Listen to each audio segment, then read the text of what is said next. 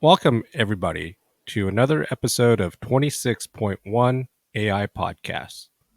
Today we have Dr. Ndoh, a clinical assistant professor of global health at the University of Washington, and he's the project director for government initiated public private partnership Cancer Center currently being developed in Ondo State, Nigeria. Welcome, Dr. Ndoh.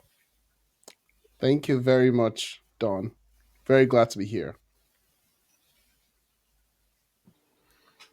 So, Kingsley, how did you end up here on our podcast? Can you give us a quick rundown of your past, 20 years or so? Wow, 20 years. I'm originally Nigerian, and I went to medical school in University of Jos.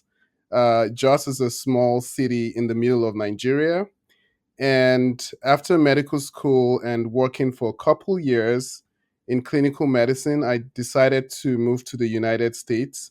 And essentially, my passion moving to the United States was driven by just working, having a goal to work in population health and decrease or close the gaps between low income or limited resource settings and high income settings when it comes to global health in general and particularly cancer.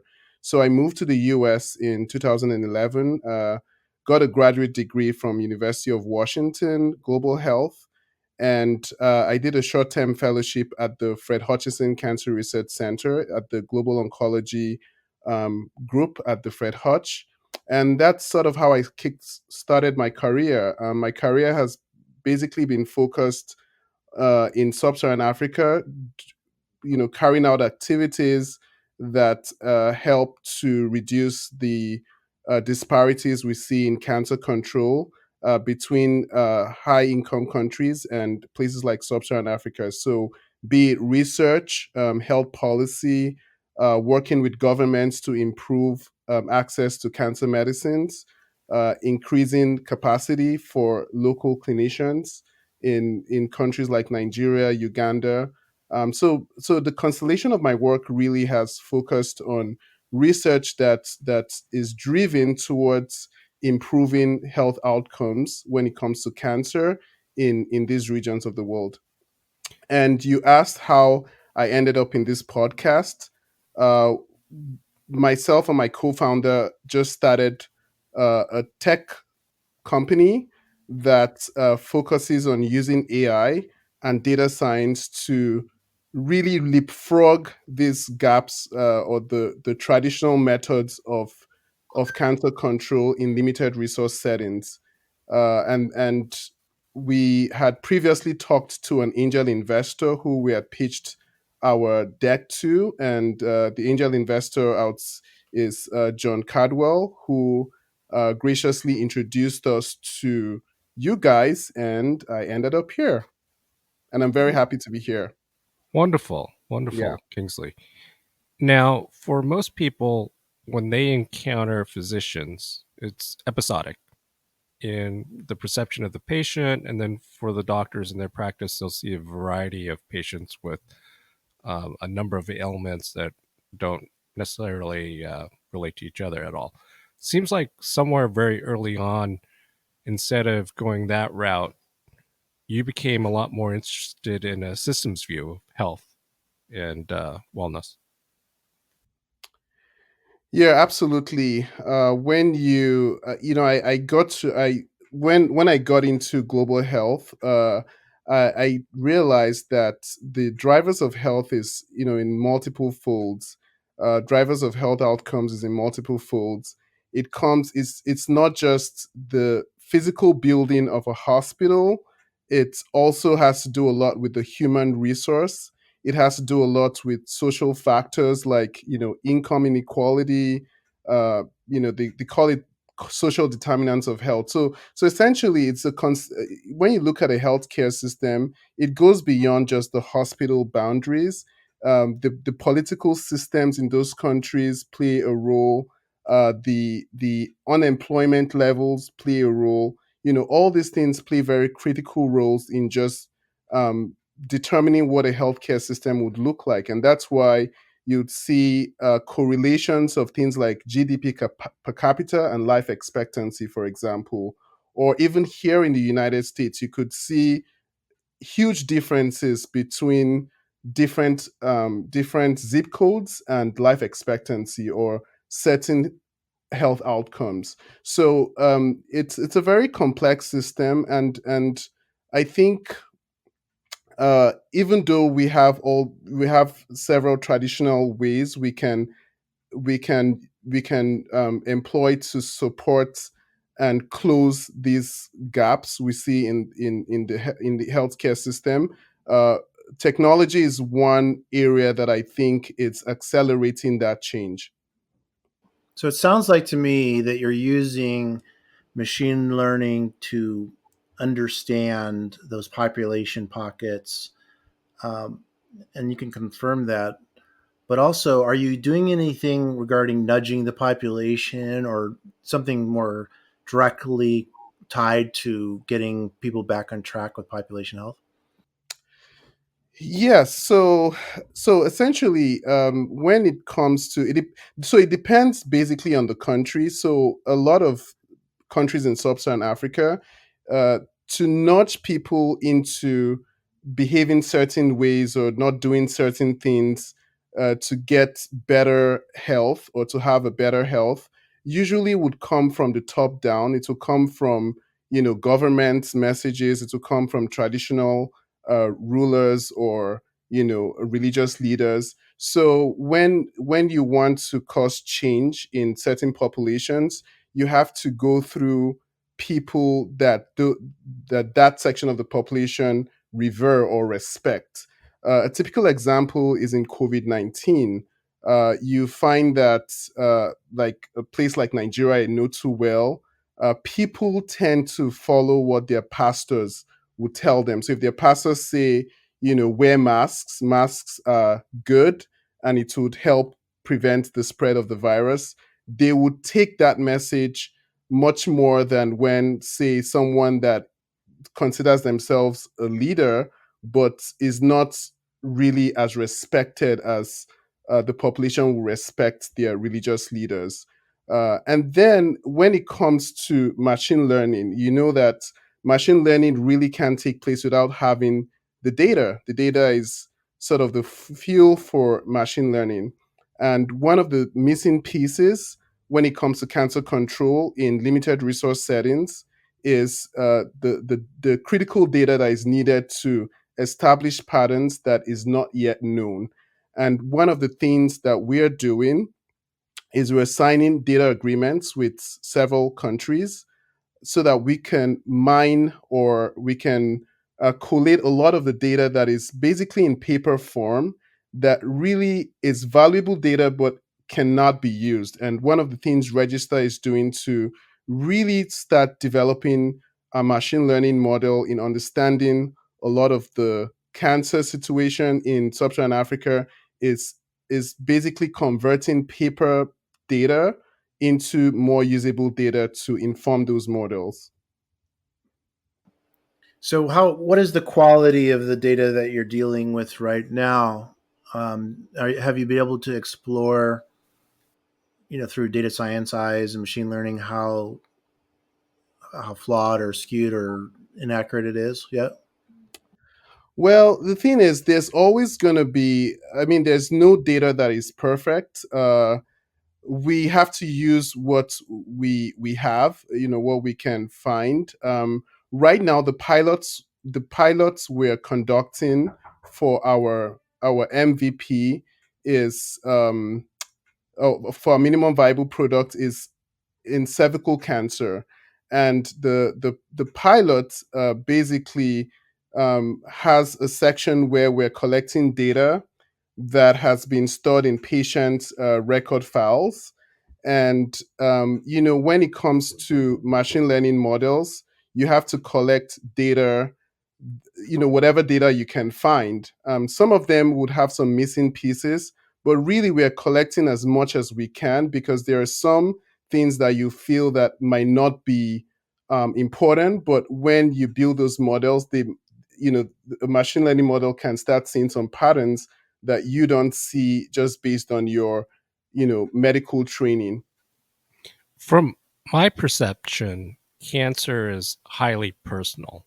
Um, my mother, for example, has stage 4 lung cancer, Hmm. and it hers is so specific that she has a very specific mutation that allows her to take a oral chemotherapy um, protocol as opposed to traditional chemotherapy. That's how specific it is. How do you apply a population approach to cancer? What's the data that you're looking at? What are you trying to achieve? Yeah, so you know that, and I'm really sorry that to hear that your mom is going through stage 4 cancer. My thoughts and prayers are with her, and I'm sorry to hear that. Uh, Thank you, But but I think we may have Wolverine genes because she's been treating for several years now and been doing very well. And then oh, my that's great. father previously lived about 30 years longer than his cardiologist thought he should. So Okay, we're, well, we're that's hopeful. great to hear. That's really great to hear. Well, the thing about, and you're right. It's personalized medicine, and I mean one clear example is the unfortunate death of Chadwick Boseman, who was diagnosed of colorectal cancer, as you know, at 39, and unfortunately he died at 44. And the guidelines for colorectal cancer screening was previously at 50 years here in the United States, although right now it's been revised to 45 years. And this guideline is informed by the median age at, at which colorectal cancer is diagnosed. And the median age for the diagnosis of colorectal cancer in the US is 68 and a half years. And so it makes sense to start screening early. And but unfortunately, even if Chadwick Boseman had waited till he was 50, obviously he's already passed on, and he probably didn't get that chance to screen. And so that's where personalized medicine comes into play, because they're different. When you look at the data that informed some of these guidelines, a lot of them are skewed towards Caucasian data. I mean, someone did a study, a group did a study a few years ago, and they saw that among all the FDA approved cancer medicines, only 3% of the population that participated in those clinical trials were Black or were of African descent. So, in essence, there are a lot of drugs that are approved, or lots of guidelines that are set, that misses out a huge chunk of data from minority group. So, and just to show you how different things are. So I mentioned that the median age of diagnosis of colorectal cancer in the US is 68. There was a study that was done in Nigeria, specifically southwestern Nigeria, and this study was done in collaboration with the Memorial Sloan Kettering Cancer Center, and they found that the median age of diagnosis for colorectal cancer in the southwestern part of Nigeria was 43 years. And that is almost 2 decades apart when you look at the median age of diagnosis here in the US and the median age of diagnosis in Nigeria. So a lot of these guidelines might end up, or would likely end up, being more personalized to that person, because genetics play a role. There might be other family histories of like colorectal cancer that might inform uh, someone screening earlier than what the recommendations say. And so those sort of things, and the only way to get a comprehensive data and really be precise on things like prevention, treatment, is going to the source. And the source in this instance, where a lot of data is missing, is Africa. We don't have enough um, data from people of African descent, and that's what we're presently doing. Now that you kind of already answered the question that I always love to ask, but I'm going to ask it anyway. So, what is the precautionary tale around machine learning? And I believe what you've said, there's some bias there in the data, correct? Do you see that here in the States as well? Is there bias in the data? And are there any other precautionary tales that you can think of in the space of AI and machine learning?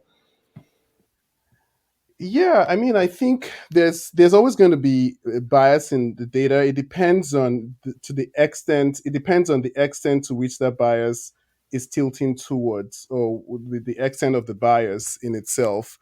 A very good example is, I was reading an article in the New York Times a few weeks back where it says that a lot of the facial recognition systems have like a 10 times error rate for blacks because, or one of the reasons, and this is not the sole reason, but one of the reasons is that the faces that go into this database to train um, on recognition is predominantly white, and so there's going to be a bias in misidentifying black or other minorities. So it comes, and that's the same thing that happens in AI applications when it comes to healthcare. The more data you have, the more diverse the data is, the better the accuracy of prediction that an AI system would have. And sometimes, really, a lot of centers, they try as much as possible to reach out to the communities to get people to participate in trials. But unfortunately, as you guys know, there have been some mishaps. I'll term it as mishaps in the past that makes minority groups very suspicious or not trusting of participating in clinical trials. And this is a problem, because it would eventually cause some level of bias. It might not totally invalidate the data, but it will cause some level of bias that might be detrimental to the group that was left out in those trials. And and since medicine is moving towards more precision, I think that's the gap we're trying to fill by getting as much data as possible, but in real time when you're using our app to see patients, and also in retrospect when you're looking at data that's already been collected over time by doctors just seeing patients and writing history and trying to extract the most relevant data concerning that cancer. I mean, if you have like a million or 2 million um, data points, it can make a huge difference. Now, with Regista Health that you and Aliola are working on in, in improving the quality of data collection for cervical cancer, which is one of the cancers that is highly treatable if caught early enough, right? Yes. What is the steps to what you're doing? You're collecting the data, improving kind of the visibility and kind of the variances from region or populations. Who's going to act on the information you're collecting?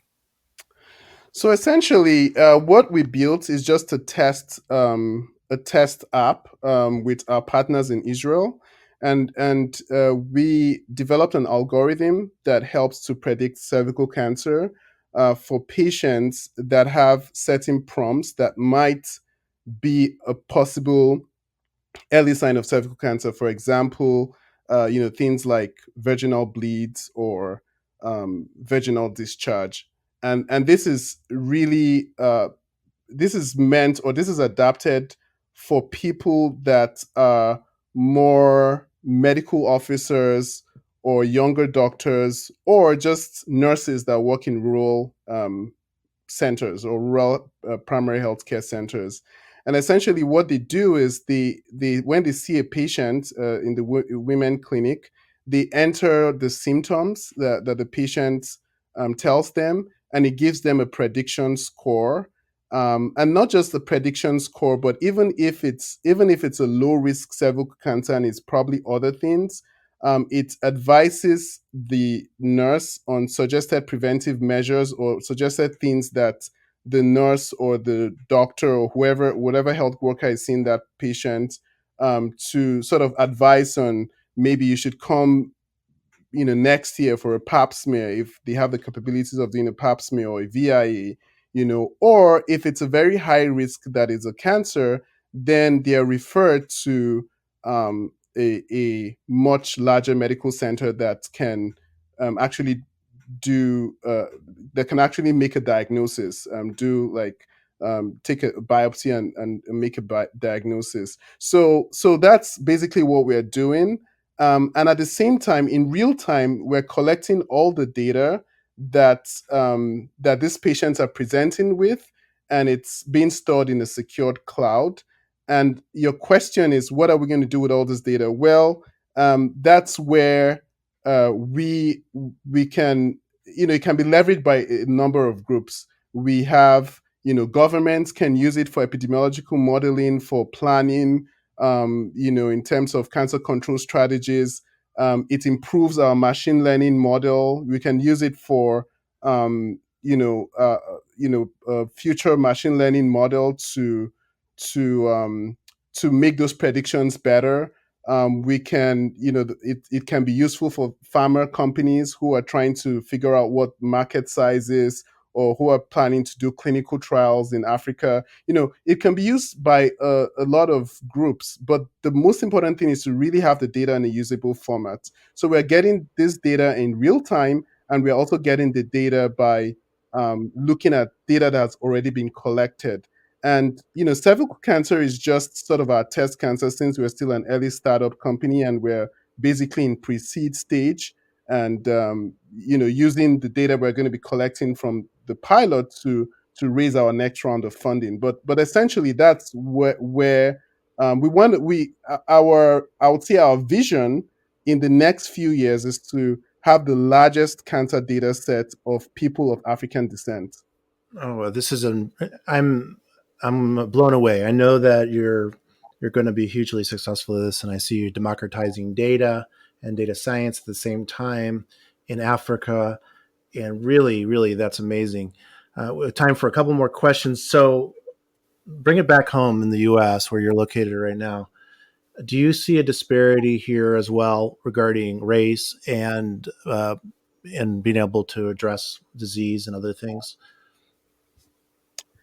Yes, there's definitely disparity here in the U.S., and it's in many folds.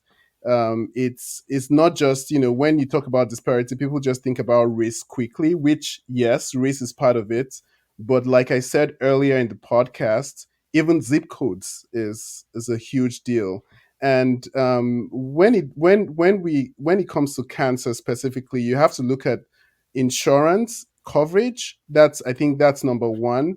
If a woman, for example, do not have an insurance coverage, she's unlikely going to go to her primary care physician to like look at all the preventive things she's supposed to do, maybe when she's due for a mammo or when she's due for a pap smear. Those sort of things are largely determined not just by educating people on what to do, but also by their access. And access here in the US is largely hinged on health insurance, and that's why it's a big topic in the presidential elections. The second thing is mistrust. One of the things that, like for example, when I was in the Fred Hutch Global Oncology, one of the things that a lot of researchers have a challenge with is diversifying their study population. And by diversifying, I mean getting more minority groups to participate in those studies. And the people are mistrustful just because of things that have happened in the past, when it comes to clinical trials. Things are much better now. Obviously, there's so many checks and balances. There are very well resourced uh, IRBs, institutional review boards. And so, before research is approved that has to do with human subjects, lots of things are examined. I mean, there are some times that IRBs at the University of Washington is approved, and the study gets rejected, say in Kenya, because of something was off, and so there are lots of checks and balances now, and it will take some time for the community, especially minority communities, to like see these trials and say, yeah, I think I'll be treated fairly, and everything will be done ethically. And it takes a lot of education. It takes a lot to really get people to participate. So in that sense, there are disparities. Even for example, if you just look at healthcare in general, you find out that unhealthy foods are more in poor neighborhoods. So you see things like McDonald's, and well, nothing against McDonald's. Maybe I shouldn't have mentioned their names, but you see a lot of fast food places in zip codes that have more lower income people, because that's probably their target market, and that also feeds into their health. Even things like simple things like just exercise.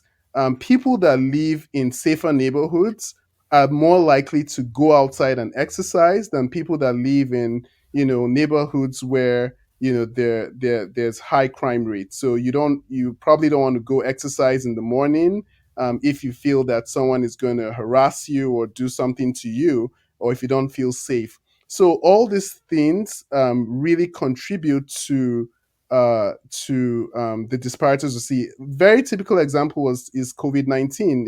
COVID-19 is more lethal to minority groups, and a lot of it is some of the things I've mentioned, and even more is like living with a lot of chronic diseases that you don't are not having the right health, the right medical care to control things, like simple things like high blood pressure. Some people that are not covered may not have the money to get their high blood pressure meds and control their blood pressure, and that could be an added comorbidity when COVID-19 hits. So there, you can see it's a very complex, intertwined, different set of factors that lead to the disparities we see here in the United States. Dr. Ondo, one thing I do want to highlight, since we're in a season of really confronting some truth about racism in the United States, is Hmm. as we're in the COVID-19 pandemic, there's a big contrast in the anti vaccination stance of Black Americans compared to privileged white people who may be Yeah. affluent and have their reasons. I just want to really highlight to make sure we're clear. Um, Here in the United States, Black Americans have been subjected to human rights violations in terms Yeah. of medical research, right? Yeah. Including the founder of gynecology study in the United States and what he did with Black women. So Yeah. we should probably And be very frank about that. yes, and that's what I alluded to, saying the injustices that have happened in the past. So people that are mistrustful of participating in anything, it's based on good reason, and it will take, even though a lot of things being put in place right now to, or I mean, like I talked about the institutional review boards and how human subjects research is taken really seriously now in most institutions. There's still a long way to go in just creating that trust between researchers and subjects for those research. Well, this has been wonderful. Really, really great having you on the show. And I've learned a lot, and you speak so eloquently. I really appreciate it. Anything that you want to leave behind about uh, how to locate you if you want to be located, or anywhere to look you up or join in supporting your causes? Yeah, I would say you can contact me through my email, and I'll be giving out the Register Health email. So my Register Health email is KINS, that's KINS, at Regista, and Register is with an A, so Regista health.com. So that's the easiest way to contact me. Fantastic. And I'm sure they'll love connecting with you as well. Yeah.